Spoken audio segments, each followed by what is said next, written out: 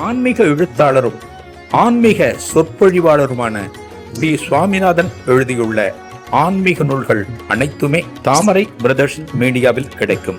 மகாபிரிவா தொகுதிகள் தமிழிலும், மகாபிரிவா தொகுதிகள் ஆங்கிலத்திலும் இவர் எழுதியுள்ள நூல்கள் பல்லாயிரக்கணக்கான வாசகர்களிடையே பெரும் வரவேற்பை பெற்றது. இவற்றை தவிர திருப்பதி சரணம் உட்பட ஏராளமான ஆன்மீக நூல்கள் தாமரை பிரதர்ஸ் மீடியாவில் கிடைக்கும். ஸ்ரீ குருபியோ நமக. ஓம் காஞ்சிவாசாய வித்மகே சாந்த ரூபாய திமகி தனஸ் சந்திரசேகரேந்திர பிரச்சோதியாத். எல்லாருக்கும் நமஸ்காரம். மகாபிரிவா மகிமை அனுபவங்களில் சீனிவாச சர்மா அப்படிங்கிறவரை பற்றி நம்ம பார்த்துட்டு இருக்கோம். இந்த சீனிவாச சர்மா சிதம்பரத்தில் அண்ணாமலை யூனிவர்சிட்டியில் சான்ஸ்கிரிட் டிபார்ட்மெண்ட்டில் இருக்கார். மகாபிரிவாளுடைய அத்தியந்தமான பக்தர்.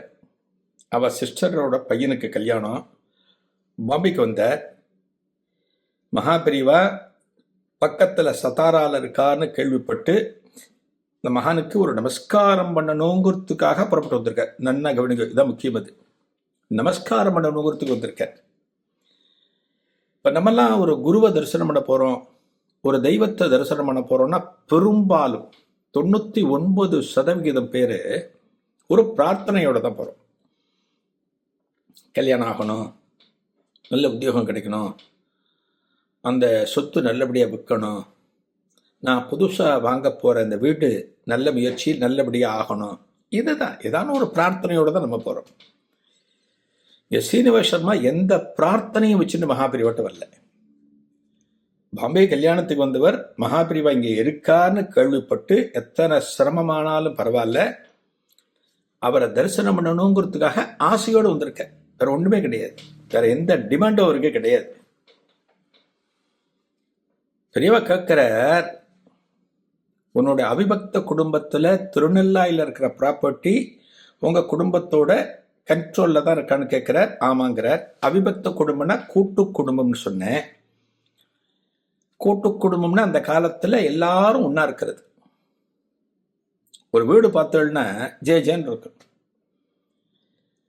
ஒரு அப்பான்னு வச்சுக்கோங்க, 3 தங்க இருப்பா, கல்யாணமாகவும் இருப்பா, 3 பேரும் அங்கே தான் இருப்பா.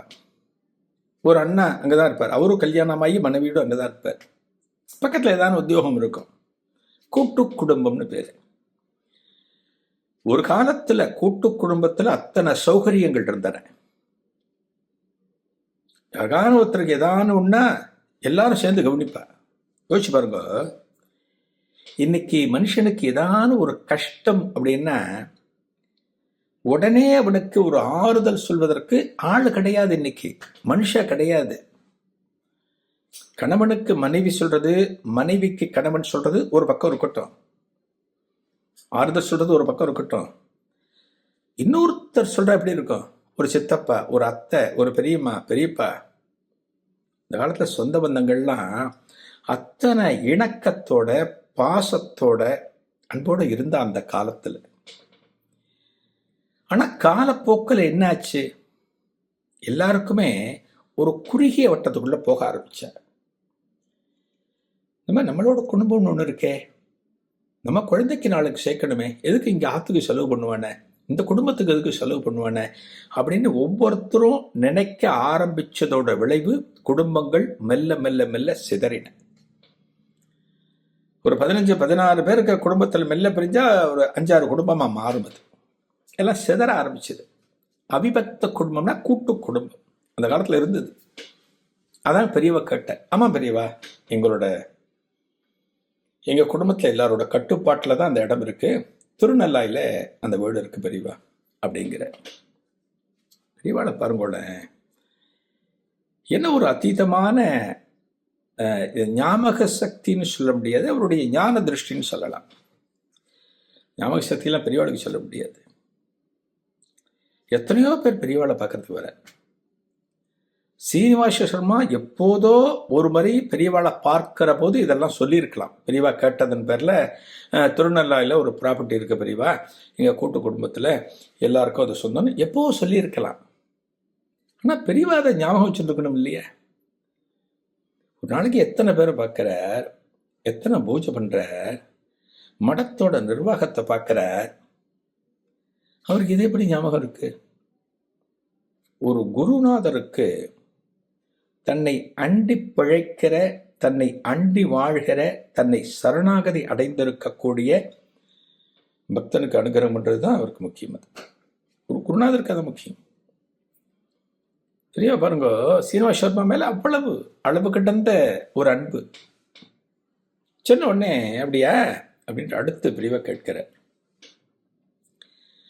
நீ ஒரு குடும்பத்துக்கு ஸ்வீகாரம் பண்ணியே. ஸ்வீகாரம் அந்த காலத்தில் பார்த்தீங்கன்னா சிலருக்கு குழந்தை இருக்காது.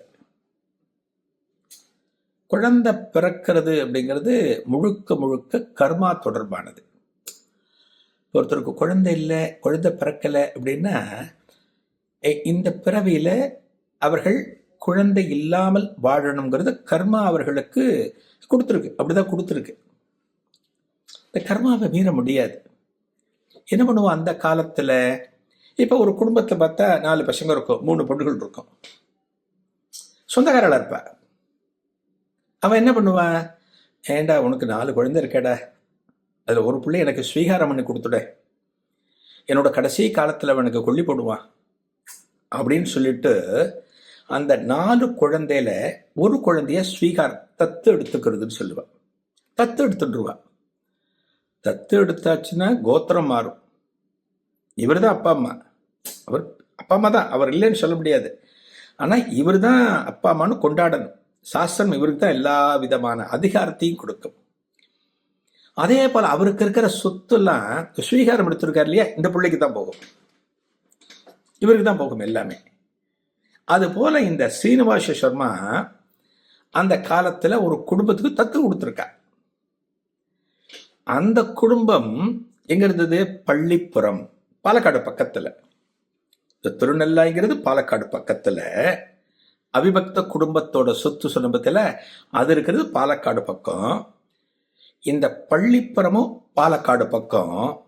மகாபிரிவா கேட்கிறார், இந்த ஸ்வீகாரத்தில் வந்த ஒரு வீடு சொல்லுவியே, பள்ளிப்புறத்தில் இருக்குன்னு சொல்லுவியே, அது இன்னும் உன்னோட கட்டுப்பாட்டில் தானே இருக்கு, அதனோட நிர்வாகம் உங்ககிட்ட தானே இருக்கு, அந்த வீட்டு சாவி உங்ககிட்ட தானே இருக்கு அப்படிங்கிறத பெரியவா கேட்கிறார். இதை பெரியவா கேட்ட உடனே சீனிவாஸ் சர்மாவுக்கு ஷாக் ஆகுது.